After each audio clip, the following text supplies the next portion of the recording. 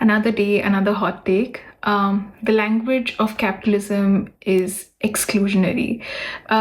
Take, for example, that you go to a cafe and you want to order a coffee for yourself. Now, if you go to a normal tapri, you either say chai, coffee, and you're done.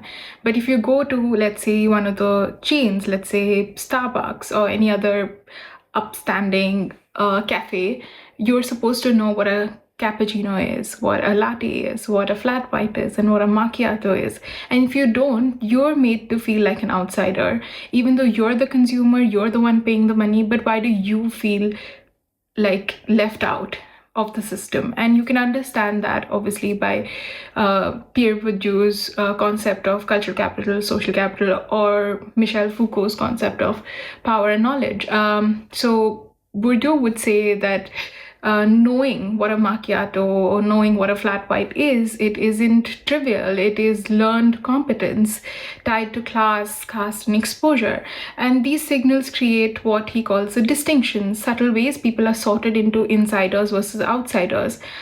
So in this case, a cafe menu becomes a site of classification. If you understand it, you belong. If you hesitate, you're marked out of place.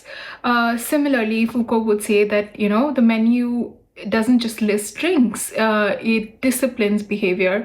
It quietly requires you to internalize a specific vocabulary to participate within this system. And it's not just cafes, like take for example any other chain, let's say Subway.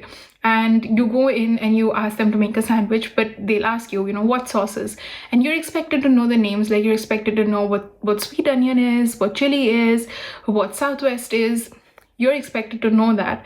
But even though you're the consumer, you might hesitate. Like you might not know about it, even though you're the one paying the money. So this is how it operates in creating a system that distinguishes between two different classes of people. So the language of consumer spaces, it isn't neutral.